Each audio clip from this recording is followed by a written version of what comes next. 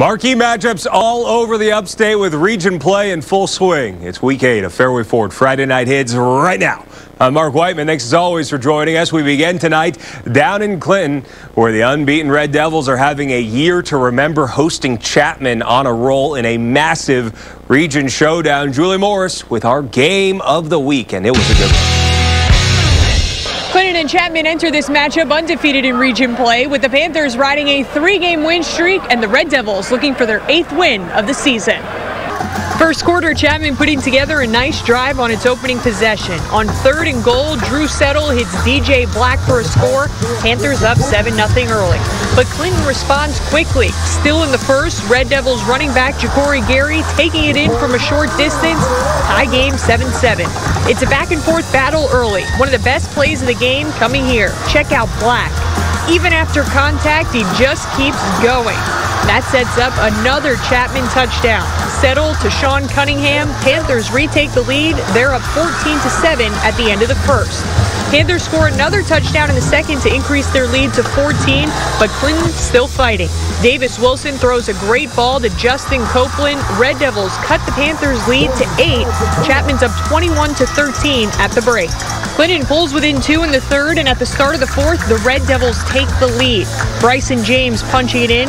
Clinton's up 26-21. But an unbelievable play here. On 4th and 24, Settle heaves it into the end zone, and it's a Chapman touchdown. Panthers up 27-26. The Red Devils have the ball with a few minutes left in the game, but they can't put together a scoring drive. An exciting game in Clinton ends with Chapman on top. The Panthers win it 27-26.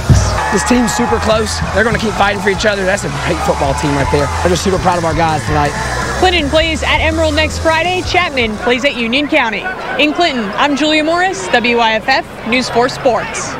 4th and 24. Unbelievable, Julia. Thank you. What a win for Chapman. Not the records you would expect out of Dorman or Burns, but both teams obviously full of talent. The Rebels snapped a 4-game skid last Friday, hosting Dorman tonight. Cavs finding their footing in the second half of the season after a slow start. But they did drop a heartbreaker at home last week to Gaffney. On the other side, Rebels quarterback Gabe Rogers threw for over 600 yards in their win last week, and he hits big Thomas Gregory early, and Thomas Gregory's shaking a tackle. Oh, and look at the big fella run, rumbling, and he is stumbling. Not much stumbling there. He's a straight shot right in the end zone for the Burns touchdown, and they lead 7-0 in the early going. Now the Rebels punting from deep in their territory. Dorman's Kendall Norman. Oh, he gets it on the run, and he's got a full head of steam, and he is off and running. Mr. Norman into the end zone for a Dorman touchdown to tie the game up at 7. Second quarter now. Dorman's Hudson Talley. Oh, he drops the biscuit in the basket to Tyson Rogers on the receiving end of that beautiful throw. Other end of the rainbow right there. Halftime, Dorman leads 14-10. Fast forward, late fourth quarter, 2 minutes left. Burns trails 17-13. Rogers, an absolute dart to Colin Imhoff. Touchdown, Burns. That makes it 20-17. The Rebels win. It's Reggie Shaw's first ever win over Dorman. Heck of a game. 20-17 the final. How about it, Burns? TL is still perfect, rolling into Jailman's Complex to take on a Patriot team in the midst of their first winning season in a decade. But the Jackets up 23-0. Early second, Walt Smith trucking 29-zip Hannah, and the lead only swelling.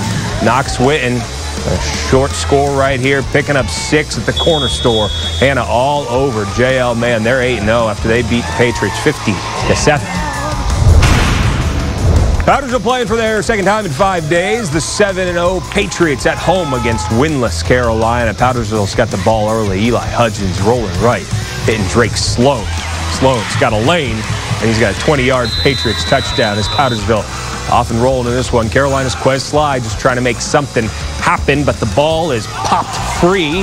Jalen Rambert scoops and rumbles. He gets pushed out after we cut away from the play, and on the next Patriots drive, Hudgens to Sloan. Double trouble. Powdersville still perfect as Sloan goes 40 yards for another Patriots touchdown. They win 56-12 over Carolina. Let's drop in a few scores for you. Dixie improving to 6-1. They beat Calhoun Falls 62-14, and Midland Valley over Blacksburg 29-26. Gaffney keeps on rolling. Their unbeaten season continues 49-28 over Nation Ford, and Christchurch beating Crescent at home 27-9. Woodmont having their best season in a long time, hosting a Hillcrest team that's caused them a lot of misery over the years. Rams seeking their 13th straight win against the Wildcats on this Friday night. Hillcrest getting hot at the right time. The Rams have won 3 straight, leading early Bennett Judy to Avery McFadden. And McFadden, he's into the end zone for another Hillcrest score. It's 12-0. Still in the first quarter. Handoff coming to Logan Coldren. We've called his name a lot this year, and he's coming right at ya. Rams lighten up the scoreboard 19-0 after the first quarter. Woodmont just trying to get back in the game. Juju Stewart, the halfback pass. A.J. Hackett on the business end. Wildcats get in the end zone, but Hillcrest pulling away in this one. They scored a whole lot, a whole bunch of points in this one for the Rams. That's Thomas Stanley. He wants to get away. And Hillcrest beats Woodmont 54-26. The Red Hurricanes have won 3 of their last 4, but a Category 5 opponent roaring in tonight in the unbeaten Daniel Lions, who are up 7-3 early. Chris Edge stumbling, but keeps his balance and bounces for the 15-yard score. Daniel goes up 11 points. This one all about Chris Edge. Big lane, great cutback. He's got space to move in his things. 21-3 Daniel at the half. Edge sharper than a knife. Another big-time touchdown run, and Daniel runs away from Red 35-9. Southside Christian playing for just the 3rd time in the last 5 weeks, defending state champs at home against Whitmire. Opening drive for the Sabres, the big man, Gavin Waltenbaugh, drops Ja'Cory Martin in the backfield for the Whitmire sack. That's a big loss, but the Sabres will get it all back right away. Martin screened to Colin Phillips, and he's going to do the rest, breaking away from the Wolverines and throwing a couple guys on the ground to boot. Sabres on the board, just a matter of moments into the game. Some is good, more is better. TJ Goldsmith, 24 carat. A long touchdown run for Goldsmith. Sabres blow this game all the way open, and they beat Whitmire 69-0. A few more scores for you. Chesney over Landrum, 23-20, and 96 planking Liberty at home, 21-0. Woodruff over Emerald, 42-6, and Broome beating Union County, 54-27. Hey, we are taking a quick time out, but when we reconvene after the commercial break, plenty of fun football still to come, including the Riverside Warriors looking to get back on track against Wade Hampton. To get you set for that, it's mic'd up with Riverside head coach Matthew Rochester.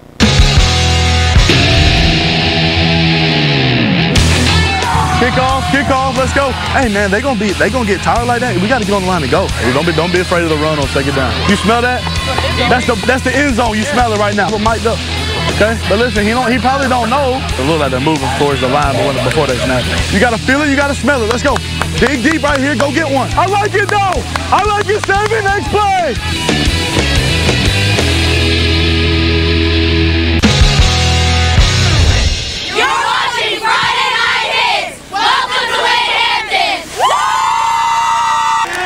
Yeah, all right, ladies, thank you very much. Riverside looking to rebound after starting region play 0-2, making the short trip to Wade Hampton. Scoreless first, Generals punting. Oh, and it's blocked. That's a safety for Riverside as the Warriors get going early in this game. Later in the first, Riverside with the ball on the 2-yard line. Braylon Flowers-Lotta, great name, great touchdown. Nice and easy right there. Finds the hole, and the Riverside score. It's 9-0 Warriors. Second quarter, same thing. Ball in the 2. Flowers-Lotta, another handoff, another touchdown. 20-13 Riverside. Under a minute in the first half. Warriors with the screen pass out to Israel Lehman. When life hands you Lehmans, you find the end zone. Warriors up 28-13 at the half, and they go on to win 69-27 over Wade Hampton.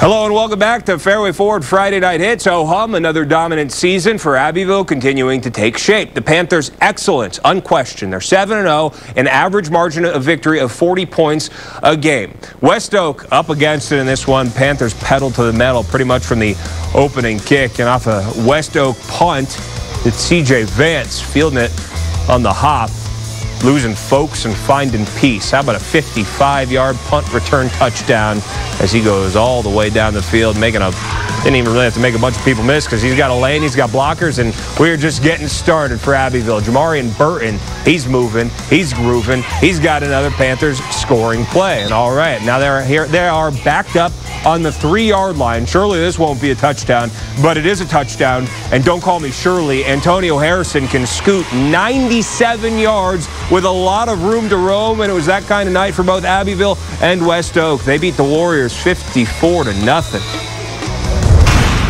90-minute ride for Greer down to Greenwood. 5-1 Eagles hosting the 4-3 Jackets, and we've got ourselves a tie ball game in the second quarter. Knotted at 14. Greer ball. Hollis Crosby, Malachi Saunders, and Greer takes the lead. Greenwood's Vay Morton spinning, winning. 59-yard touchdown again, and we are tied at 21. This was a back-and-forth game. A lot of fun here, a lot of points in this one, and really just punch, counter-punch for a lot of this game. And in the second half, Lowndes still as another Eagles score. Great game. It is the home team coming out on top. Greenwood beats Greer 35-28.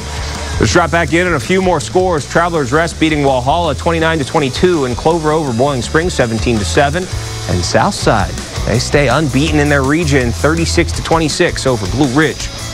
Seneca's lost a few in a row after a strong start to the season, taking a ride over to Belton Honea-Path tonight for a game with BHP. Bears, Bobcats, Battlestar Galactica, BHP down and close. Shaheem Robs driving in for the BHP touchdown. So there go the Bears in this one. Now it's a 16-13 game. Seneca out in front. Bobcats on the 30, and Kamsley Campbell, oh, he's going to make some moves on his way down, and he gets into the end zone as Seneca takes a 10-point lead. Bears not hanging their heads, though, as they come right on back. Donatarius Burns in for another BHP touchdown. They rally, and they beat Seneca 61-38, the final score there.